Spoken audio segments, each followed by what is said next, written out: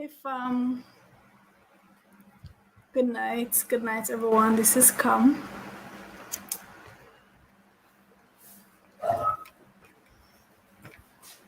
Have you ever felt like you've learned enough lessons in life? You ever get that feeling like many times you'll see like you're on social media, right? And you'll see people post like they're going through something and they will say maybe out of consolation or just a way of keeping themselves sane. You might see they post about the lessons that they have learned, and how they appreciate having gone through the particular trial and the tribulation that caused them to learn the lesson. But have you ever felt like I've actually seen memes or posts where people say, you know what, I think I've learned enough lessons for now. I don't want to go through any more trials. I don't want to go through any more situations and tribulations. I don't want anybody else to teach me any more lessons. All right, carry back for me, please. Yeah.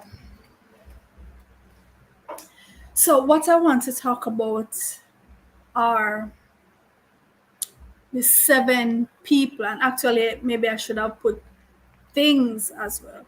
The top 7 people or things that can teach you lessons in life. The top 10 people or things who you can learn from. And these are not 10, not 10, sorry, not 10. I could have come up with 10, but I decided to stop at 7. And these are not in any particular order, right? They're not in any particular order. So the first one isn't necessarily the biggest one on the list. They're all over the place. I didn't organize them. So the top 7 people or things that you can learn from in life.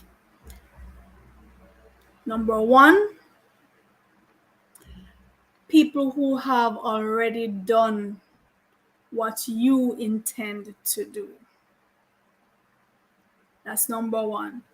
People who have already done or already accomplished what you have in mind to do. If it's a mountain you want to climb, find people who have already climbed that mountain and find out how they did it. Find out what they did as well as what they didn't do. Don't go asking people who have spent their entire lives in the valley, never climbed up the mountain. And usually these are the people who will give you, they will have tons of advice to give you. The ones who have always been in the valley and never tried to ascend, they are usually the ones who will offer unsolicited advice. You don't ask them anything, they just see you going about your business, getting ready to climb or in the process of climbing, and they feel like they need to guide you, they need to offer advice for things that they know nothing about. And many times they will be the ones to tell you, don't climb that mountain. It's dangerous. Nobody has ever climbed that mountain before. Why would you think of climbing that mountain? It's never been done. It doesn't need to be done. It's too dangerous to be done. And if you listen to these people, you will take yourself off course and you will live a life not having fulfilled your purpose. These are not the mountain people. These are the valley people. These are the plains people. Maybe their destiny is tied to the valley. Their destiny is tied to the plains. You are a mountain person. You can't listen to the valley people and the plains people, right? They don't have the vision of the mountain people. They don't know, they don't understand what you're talking about when you say, I want to go to the heights so I can see further and I can see clearer and I can see higher. They don't have that concept. They are satisfied with being in the valley and seeing only what the valley has to offer. They are satisfied with being on the lowlands, on the plains, and seeing only what the plains have to offer. You can't allow those persons to tell you about mountains. You have to go to the people who have climbed the mountain. Go to the people who have climbed the mountain, who knows what it takes and who knows the experience of seeing that vista, that panoramic view. And they can tell you about that panoramic view, and you can relate because it touches something inside you because you're a mountain person. I always say, and well, I'm not the originator of this idea, but it's something I always say: where you are headed, not everyone can go. Where you are headed, not everyone will go or wants to go or needs to go. They will hinder you because that's not their vision, that's not their destiny, that's not their purpose, that's not their realm. The minute, as a matter of fact, certain goals that you have, you don't even need to share it with certain people, right? Keep it to yourself or just share it with your little circle, your inner circle. And the minute you share your passion, your vision, your goals with someone, and you hear them trying to keep it down, trying to hinder you, just lock off. You don't need to say anything further. Okay? Seal it off. Go and find the people who have already accomplished what you intend to accomplish. You want to be a millionaire? Don't talk to the pauper. Don't ask the pauper anything about money. Go to the millionaire. Ask her or him, how did you become a millionaire? What did you do? What time did you wake up in the morning? What time did you go to bed? Which books did you read? Where did you invest? What did you eat? Ask the millionaire. If you go to the pauper, and the paupers are the ones who are always eager and ready to tell you about money. Broke people are always ready and willing to tell you about money, the thing that they know nothing about. You want to be a billionaire?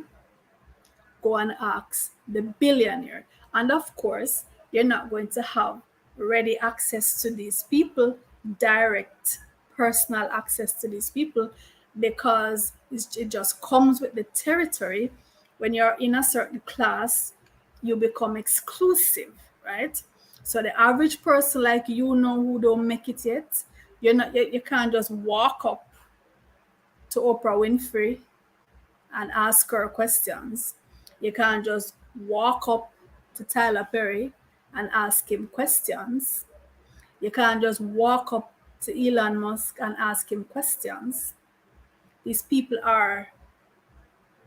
they're they have to protect themselves from the average person, but you still can have access to their information, because most of these people, they have written books, they have done interviews, they have given interviews. A lot of them have mentorship programs, which you might have to save up your pennies, because even their mentorship is expensive. But because they have crucial information to give, valuable information to give, they price it at a premium because they know the value of it.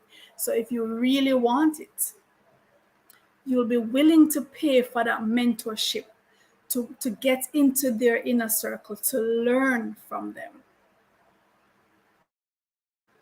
So you can know, and you take notes, and you look for patterns. So you read the autobiographies and the biographies of the people who have done what you want to do.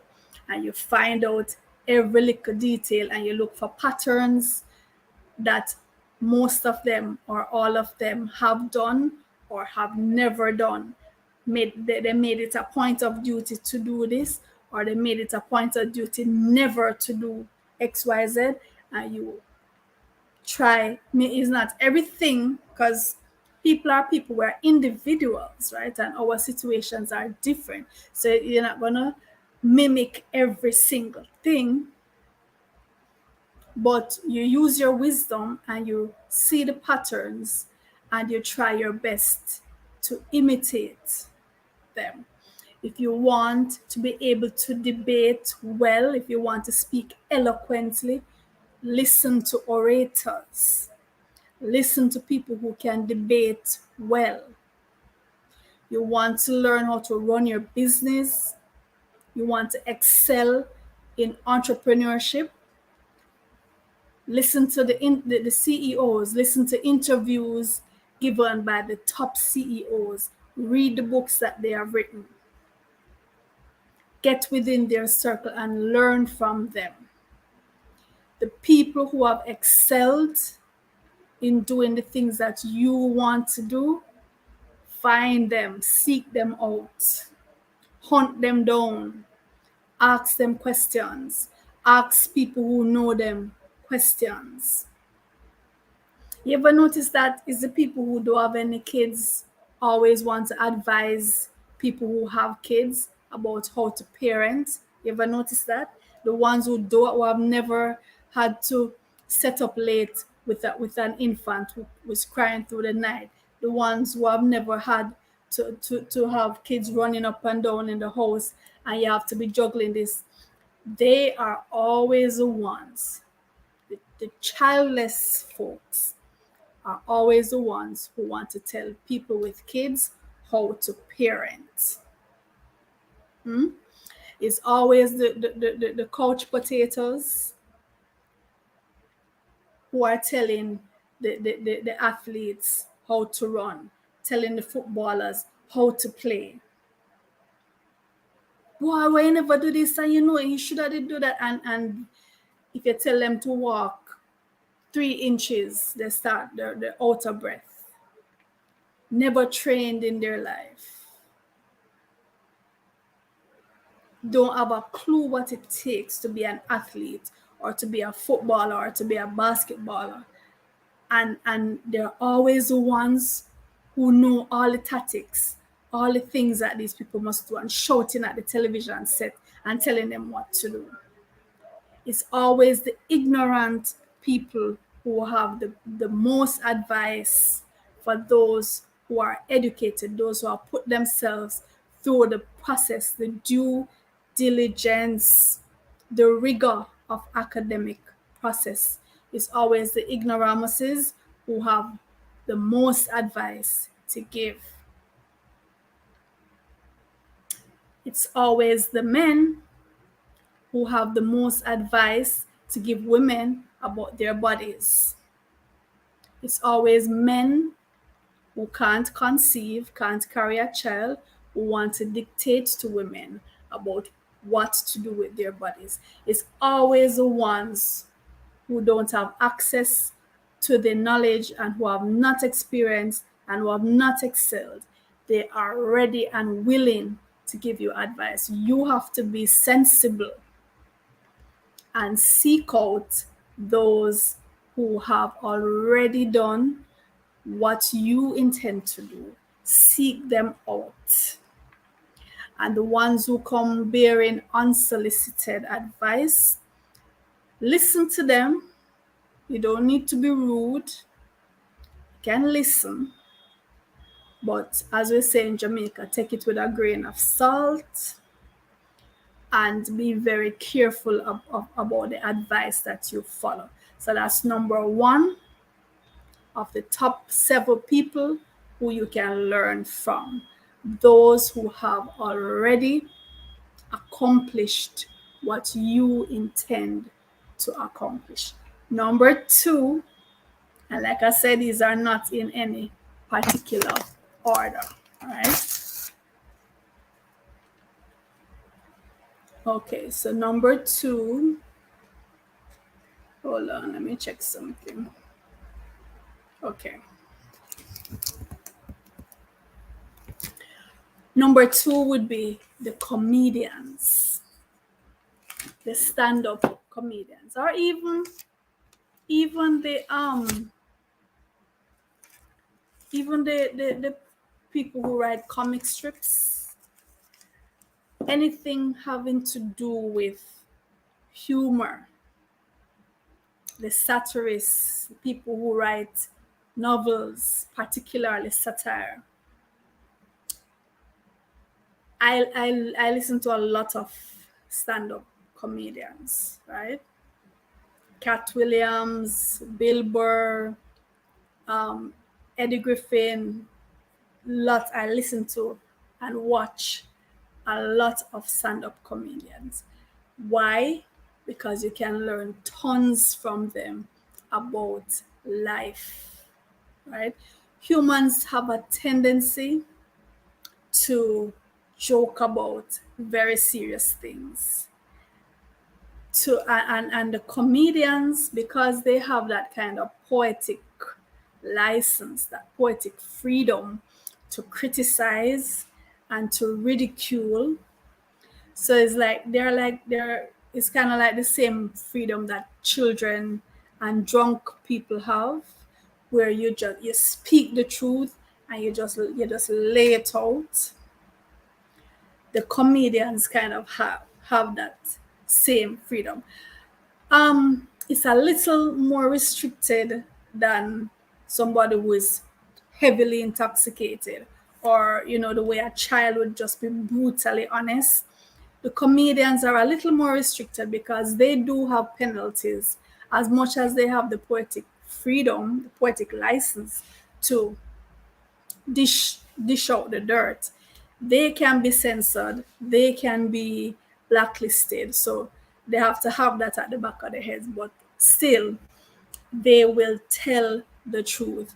Their anecdotes, their punchlines, if you listen carefully, because they're talking about human nature. They're talking about how people behave in society. And if you are smart and if you are willing to listen and look beyond the comedy, you will learn some serious lessons about life. It's like you can go through the comedy and discover the realities and even the tragedies of life. And the comedians kind of give you a mirror where you can look at yourself, and they even joke about their own lives, but in their own lives they're really talking about other people's lives, because that's just how human nature is, right? So I find this group of people a very good set to hang out with, to learn from, the stand-up comedians. If you've never really sat down and listened to a comedian seriously, try doing it, right? Try doing it, and you will see, you will learn a lot. Number 3 in the top 7 people or things that you can learn from in life, believe it or not, Wikipedia. Wikipedia, yes, Wikipedia. I am in academia. I am studying for 2 degrees at the same time. Right? 2 degrees at the same time. And when you're at the college level, you are one of the first things that you are cautioned against is in your writing, you are to stay away from Wikipedia. You are not to quote Wikipedia sources. You are to quote academic sources, peer-reviewed sources. That's fine. For academia, yes, there's a standard, and so you have to comply with that standard. But for general information, trust me, Wikipedia is a good source. And no matter what people have to say about Wikipedia, it's pretty reliable. It's pretty reliable. Maybe back in the day when it just came out, it was anybody could go on and add anything, but they do have systems in place now to check. It's not rigid, right? But checks, they do have systems in place for check. And if you just want general information about a thing, it's a good source. Wikipedia is a good source. It's almost like when I was little, I know everything you wanted to know about anything, where would you go? The Encyclopedia Britannica. That was a one-stop shop, right? When I was, 7, 8, 9, 10 coming up, anything you wanted to find. Because remember, in those days, in those ancient days, we didn't have access. There was no internet. There was no typing in anything on Google to search for anything. You literally had to walk to the library and take up the encyclopedia in alphabetical order to search for whichever word you wanted to research, whichever person or thing. And there was the information. Wikipedia is to me, it's like that, right? And most things that you're going to be searching for are not things necessarily that people would want to. They're not controversial things. It's just information. And for the most part, it's persons who have access to this information in their daily lives, people who work in these particular fields, and they add the information to it. So for me, Wikipedia is fairly reliable. I wouldn't use it for academic work, but for general information, it is reliable. Google in general, the internet in general the internet has helped me so much in terms of gaining knowledge. I remember when maybe back in the late 90s, the years leading up to 2000, and there was this whole thing where everybody was saying, well, when the year 2000 comes, you're going to have this great computer crash. And I remember my friend telling me about the World Wide Web, right? WWW. And it's this thing that's going to know all of your information, and it's like there would be no freedom and whatever. And it was a doomsday prediction for the year 2000. For those of you who are old enough to remember, it was this great trepidation, it's going to be a crash. Hi, Jacob.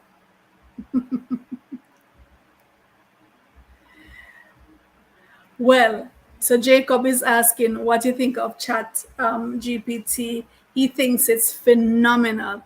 Well, Just yesterday, I had to write an academic paper that included research on GPT as a part of it, right? And I was explaining that as a writer myself, because this is a big issue in academia. The fact that students can just type in any topic that they're researching, that they've been given to write a paper on, type it into Chat GPT or any similar program, and it generates entire sentences, it generates entire passages for the person. So it's a kind of artificial intelligence, right? And it can generate even entire books. So you just program it with keywords that you want, and you can get entire passages. You can change the tone. You can change so many different things. Okay, about it. No, for me, a lot of writers feel daunted by this. A lot of writers feel that their career is threatened by these kinds of systems. Even the other day in Hollywood, there was an uproar because the screenwriters, even some of the actors and actresses, were demonstrating against these kinds of programs because they are being replaced. Entire scripts are being produced by AI. Entire plays are being produced by AI, and the writers are feeling threatened. For me personally, as a writer, and for those who don't know, I have written 28 books. I've written and published 28 books, many of which were novels, right? So creative work. Some are textbooks, like mathematics textbooks. Some are nonfiction, but a lot of them are creative work, novels.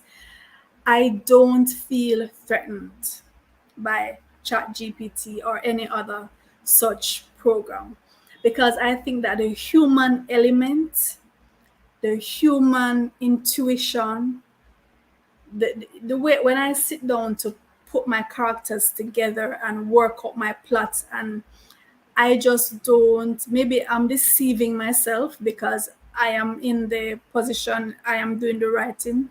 Maybe I'm just biased and deceiving myself, but I cannot imagine a computer system putting that kind of intuitiveness and creativity.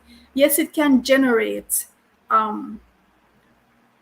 tons of passages and even books, but that you see that human element, that natural human element, that flow, I just don't think computers are able to do that. I just don't, right? Like I said, maybe I'll be proven wrong, but I don't feel threatened. I'm always going to be writing because I couldn't stop if I wanted to. It's just my passion, it's part of me. I'll always be writing. Okay, so so we're on number 3, and I'm saying Wikipedia, right? Which includes the internet in general. So it includes Google, it includes YouTube, Facebook. I have learned so much. I'm a YouTuber, obviously. I have many YouTube channels, and each of them is a way of expressing my passion. And I consume a lot of YouTube videos. I watch a lot of YouTubers. I learn so much from them. It helps me to sharpen my own skills in terms of expression. It helps me to gain information about particular thing. I've just learned so much, and it all depends on what you want to take from the thing. If you go on YouTube and Facebook to waste your time and to just scroll, or if you go on WhatsApp to just look at other people's lives and compare yourself to them, yeah, it's gonna seem like a waste of time. But let me tell you, those who are serious about what they're doing and they're serious about learning, we use these platforms to educate ourselves, right? To educate ourselves. So Jacob is saying they said the same thing about chess, but point taken. I think so too. I think when it's all said and done, the only thing that will be left by humans is storytelling. I think that's why YouTube and these other media are so big. Yeah, you see that the human element, it just cannot be replaced. It cannot be replaced. And these things are there just as with anything else. There is bad and there's good. If you want to learn from it, if you want to benefit from it, you can benefit from it. And the thing about it is, the way the algorithms work, what you feed into it is what you're going to get back out of it, exponentially multiplied. So if it's see that you only want entertainment, you only want gossip, you only want scandal, it's going to feed that to you. If it's see that you want education, you want interaction, you want intellectual stimulation, you're going to get that and you're going to benefit from it. All right, so number 4. So far we've said to learn in life, go to the people who have already accomplished what you have accomplished. Go to the comedians because they speak truth about life. They do it in a funny way. They do it in the form of ridicule, but they are serious lessons. And I'm saying, for me personally, go to the internet. And if you are serious about learning, the internet can be a wonderful source of information for you. Number 4, go to the top experts in the field that you are interested in. Find the person who is at the top of the game. And just as with number 1, you might not have direct access to these persons because they're going to be exclusive. If they're at the top of their game, the average person is not going to be able to walk up to them and ask. It's rare when that might happen. Your best bet is to find books that they have written or to find interviews that they have given, to find academic papers that they have written and read them, study them, take them apart, see what you can learn from them. There is something to be said for academia. I know nowadays there's this big question of should we even go to college? Should we even go to school? A lot of top persons who have excelled in society were college dropouts and rare. Don't just take that at face value. There are other factors to consider. A lot of these persons who we like to hold up as college dropouts, they had support systems. And which college did they drop out of? The very college that they drop out of indicate that they have something up here different from the average person, and they have support systems that held them up, and they had network and resources that they could fall back on that you, the average person, won't necessarily have. The fact of the matter is, when you get your qualifications, it indicates that you have gone through the rigors of academia, and there is something to be said for that, because you are compelled to collaborate, you are compelled to research, you are compelled to analyze, and these skills can only help you no matter what else you decide to do. The person who is at the top of their game would have spent a number of years, sometimes even decades, in the field, researching, analyzing, comparing, practicing the thing. So if you want the best information, that's the person that you seek out. A lot of persons will comment, especially on social media, they will come and tell you, present themselves as experts, present themselves as life coach with no professional training, nothing in place to regulate them, nobody to answer to, and they're coming to you, presenting themselves, giving you guidance. And these people, a lot of them don't know the hell what they're talking about. I'm not saying that you won't have legitimate, qualified persons who themselves also talking crap. I'm not saying that, right? But when you come and talking about you went to the University of Hard Knocks, you might not be the best one to inform me about what I need to know. Because sometimes the University of Hard Knocks knock you too hard. And the trauma of that, you're carrying around a lot of baggage and a lot of toxicity from that, which you will present to me as, something that I have to go through, just like you did, which I might want to avoid that, right?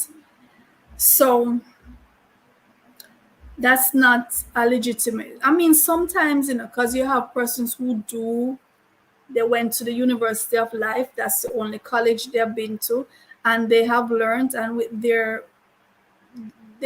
are wise.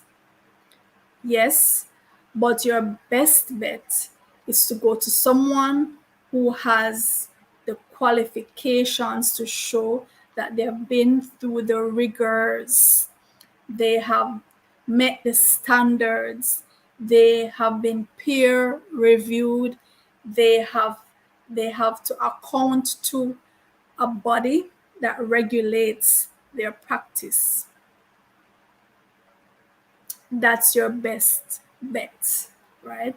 There's something to be said for the scientific method, which has to go through rigorous testing and analysis and questioning.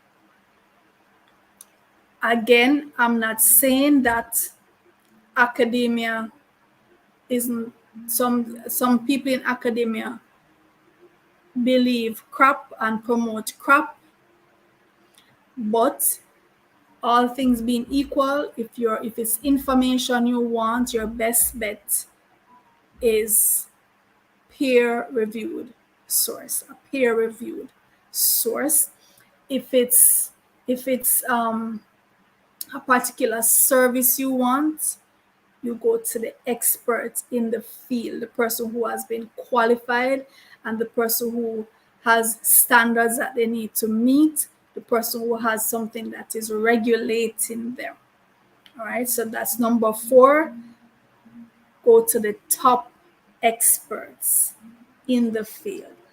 Jacob says, I actually found out about you from an interview we did with a woman from Ghana. Oh, okay.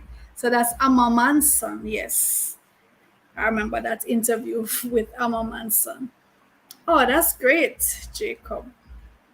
All right, but I have many other YouTube channels. Many YouTube channels. I have a mathematics channel. I have a channel on healthy lifestyle. I have a channel on Jamaica. Yeah, with the 2 Jamaican channels. I have many YouTube channels. Because I have many passions and I use each of the channels to explore my passion. All right. Number 5. Right. So we're talking about the top 7 people or things who you can go to for lessons, who you can go to learn things in life. So number 5, people who have experience. So these would also include not necessarily people who have um, academic experience, but just experience in their field, which would include tradespeople, it would include entrepreneurs who started from scratch, it would include people who have gone through trauma, what depending on the thing that you're looking for. If you find someone who has already gone through this, and this is one of my main tenets in life, you personally don't need to go through something to learn from the thing. As a matter of fact, your best bet is to learn from somebody else who has gone through it so you don't have to go through it, especially if it's something negative. Learn from other people's experience. Try to look around in your family, your friends, your neighbors, people in the community, people in your class. Look at what they're experiencing. And depending on how close you are, how much access you have to what happened and why it happened and what they did, and you can avoid doing that. As the old saying goes, you don't have to put your hand in fire to know that it burned. You can see somebody else put their hand in there and you see what happened to their hand. You don't have to put your hand in there. Most of the times, I try to learn from other people's mistakes. Some people seem to feel like they need to make all the mistakes in the world. I remember seeing a meme. Oh, it went again. It said, I've learned so much from my mistakes. I'm thinking of making some more. I've learned so much from my mistakes. I think I'm gonna make some more of them. Not me. I try to learn from other people's mistakes because I don't like pain. I don't like discomfort. I don't like trauma. So I try to avoid it. I want to look 3 miles down the road and see a particular thing coming and avoid it. Just veer from it or hide till it passes. I like peace and quiet and happiness and prosperity. So I try to avoid anything that's going to put me through trauma, right? So the people who have experience, talk to them, ask them questions. Your elders, your grandma and your grandpa, they are full of knowledge and wisdom. Your parents, your aunties, your uncles, not all of them have good advice. You have to sharpen your skills because sometimes some of your relatives, they mean well, but because they don't know any better, sometimes people just don't know any better, and all they have experienced is negativity, or the only kind of people they have come across have been people who two-time them and hurt them and betray them.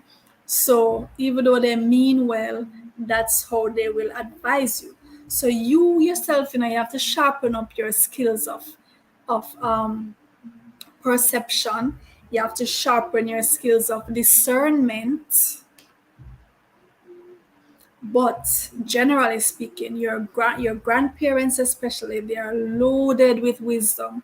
And a lot of them feel useless because no longer do they have a role. It is that storytelling role that they used to have, that role where the grandkids used to come on their lap and they would tell them stuff. We have moved away from that. So we need to go back to these resources, these ancient resources. And when I say ancient, yes, I do mean ancient. The folk wisdom, the folk wisdom that has come down through the ages. You see those proverbs? I have a on one of my Jamaican channels. There's a section where I look at the Jamaican proverbs and the lessons to be learned from them. Those wise old sayings. We need to go back to them and see what we can learn or we can guide ourselves through them. Especially as young persons, when you're going through things, you tend to think that, oh, I'm the only one going through. I'm the only one in the history of people to be going through this. Nobody else understands. Nobody can relate. You're the only one to have fallen in love, right? You're the only one to be at this crossroads where you have to decide between that and that. You think that you're the only one. And when adults try to guide you, a lot of youngsters, they resist the guidance. They feel that they know what's best for them. Listen, we have parents and grandparents, we have elders for a reason. We have elders for a reason. We need to make use of them. We can't keep making the same mistakes that our parents made, the same mistakes that our grandparents made, and we come back same way they were hard-headed towards their parents, and the second generation come on hard-headed, and the third generation, so everybody is hard-headed, and the cycles continue because nobody is willing to humble themselves and learn from the experience of our elders. Humble yourself and learn. Listen. You think you're the only one, the first person in the world to have sex, the first person in the world to feel the way you feel.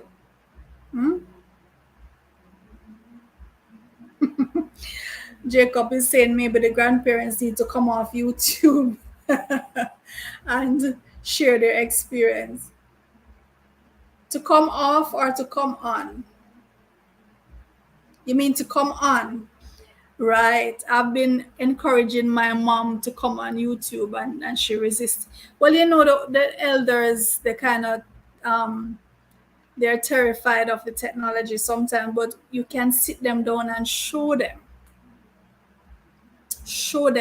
and they eventually will get the hang of it. They have so much wisdom to share. The proverbs that when I was growing up, you know, every now and again the elders would throw a little proverb at you and you have to figure it out. When I ask my students now, like I will tell them a proverb and I say, you ever hear this proverb? Everybody looking at me like, Miss, what you talking about? You never yet heard all time people them say this or that. They have no clue. And these proverbs, they help you in your analytical skills, in your literary skills, because these are metaphors, these are metaphorical. And you have to know, see, okay, how does this relate to real life? When I was growing up, this was a natural part of growing up. Your parents and your grandparents, as you move through life and you do certain things, they will say, they would throw a proverb at you, right? And everything good for eat, good for talk. Can't catch quack or catch him short. And you go sit down and say, I wonder what they mean. And eventually it trickles down to you and you understand these things and you're able to avoid certain situations. Right? They say that wisdom is wasted on the old and youth is wasted on the young. You ever hear that saying? Wisdom is wasted on the old and youth is wasted on the young. By the time you gain wisdom, you yourself have no use for it. And when you're young, you're vibrant, you're full of energy, but because you have no wisdom, you do stupid things. I don't know why nature made it that way. Maybe a better way would have been to make the young wise and to make the old vibrant. I don't know. But this just seems to be the way it is. But um yeah, these elders have been on the planet for decades. Sometimes just by being here, even if they were stupid all their lives, by the time they reach 50, 60, 70, something start trickle in, and they learn just from the years of being there. Sit in with them more time and ask them questions. See what's up here, what you, the resource that's here, you can benefit from it, right? Ask them, grandma, what you used to do when you were young, or grandpa, what was it like back then, what you used to do now compared to what we're doing now. On that same topic of, so we're on number 5, find people who have experience. I would also say you can do the opposite of that too. You can learn from people who have had no experience at all, no exposure at all. And by that, I'm talking about children. You can learn from children because they have not yet been corrupted by the system. They are brutally honest. They have this innocence that allows them to live without bias and without ulterior motive. And if you observe how they move through life, they have a clean slate, right?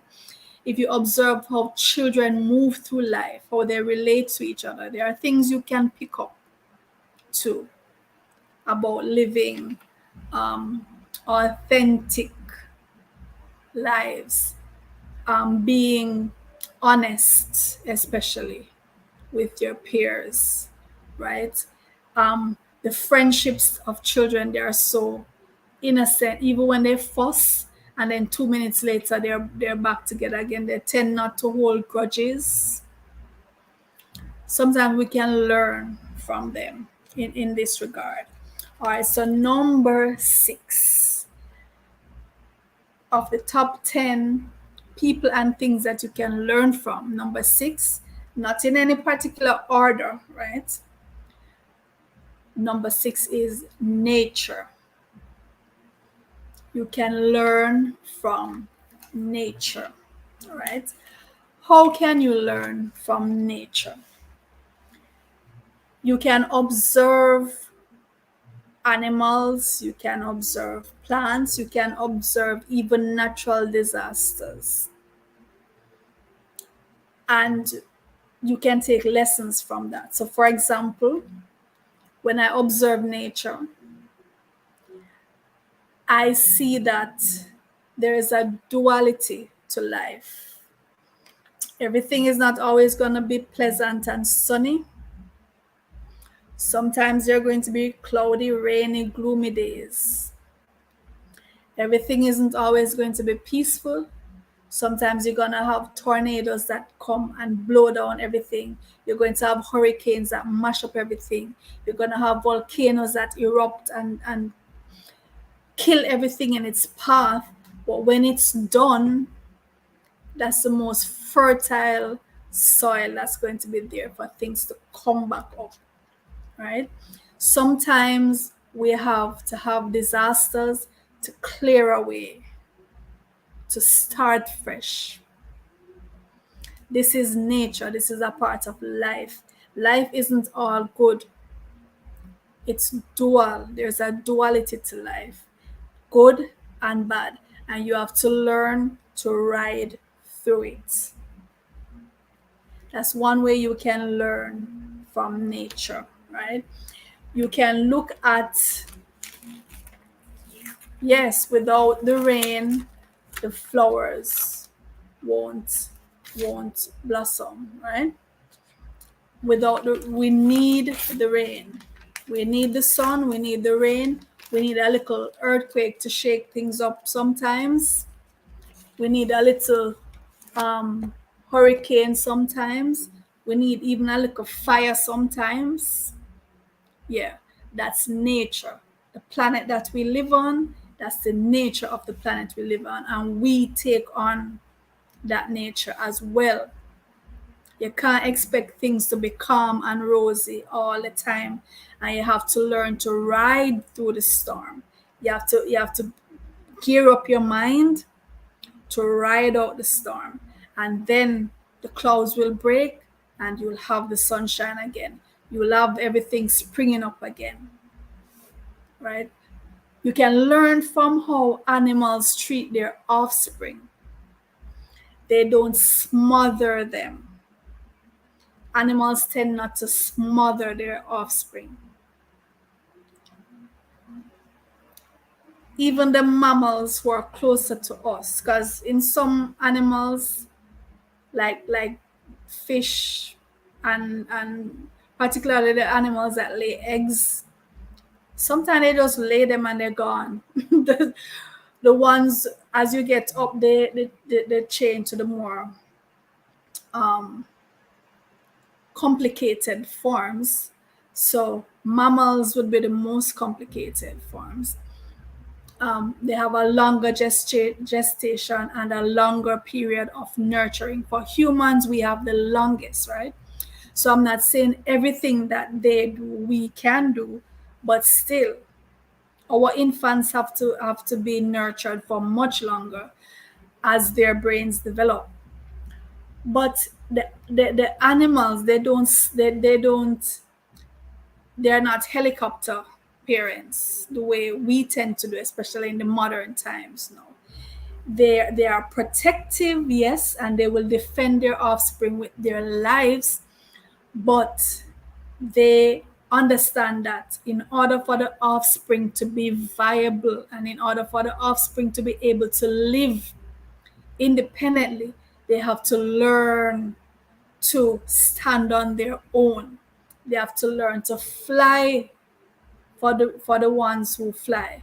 They have to learn to run for the ones who run and have predators going to be chasing them. They have to learn to run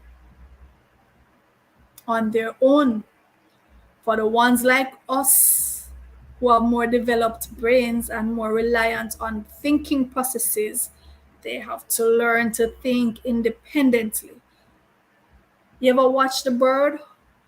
How when they're teaching the chicks to fly, if the chick go on like they don't want to come out the nest, what happened? The mother just flick it out of the nest. You have to test your wings. You have to learn. We can learn from the animals the way they treat their young. Very protective, they defend their space, they defend their territory. Some are more territorial than others, right? They just take what they need from the environment. They don't pollute, they restore, they don't overindulge. These are positive qualities that we can learn from them, right? um Again, when it comes to nature, like I said, nature isn't always peaceful. There's time for peace and there's time for war. You know the saying, if you want peace, prepare for war. Because if you're defending your territory and you understand that human nature is such where we challenge each other in terms of territory, in terms of um we're competitive, right? So you have to be willing to defend what is yours, whether it's your actual territory or it's your title or it's your right to something.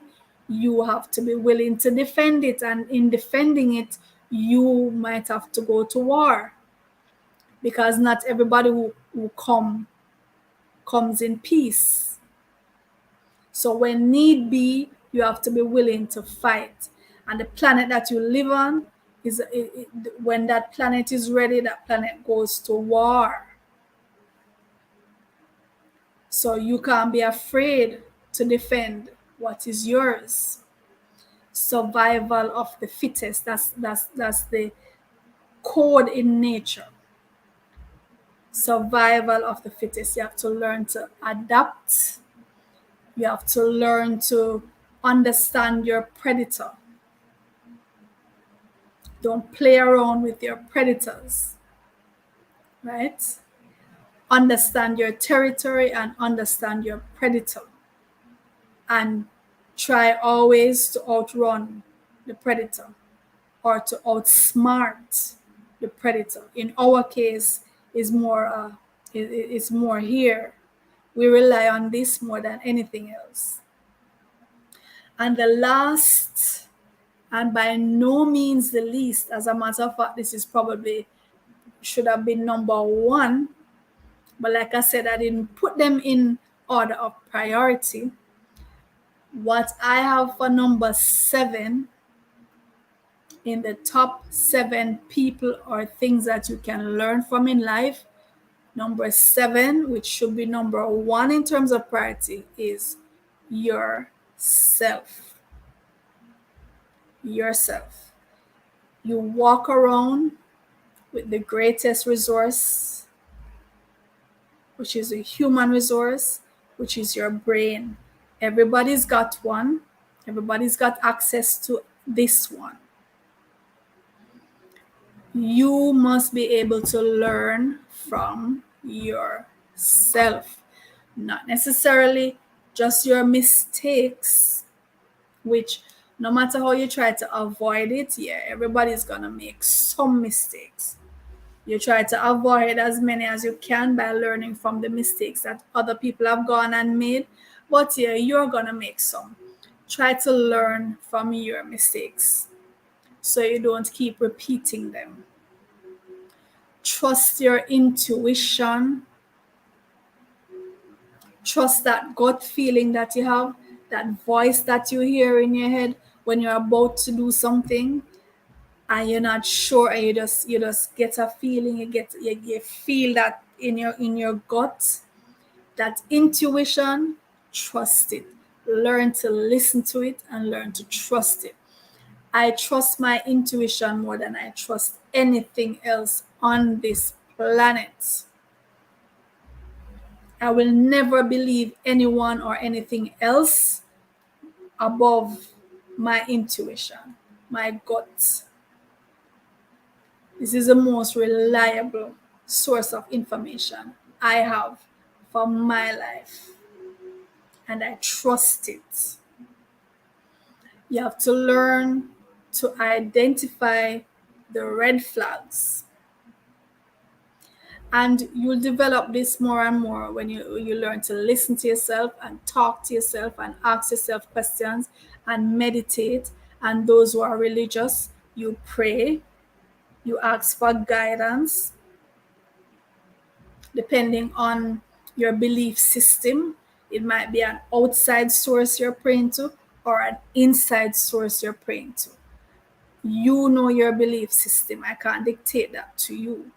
But whatever that source is, you have to be in tune with it, right?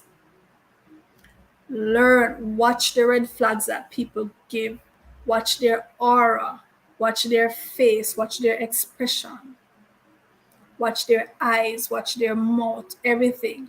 Observe those around you, the other humans who come into your sphere, come into your space. Watch them carefully. Listen to the nuances in their voice.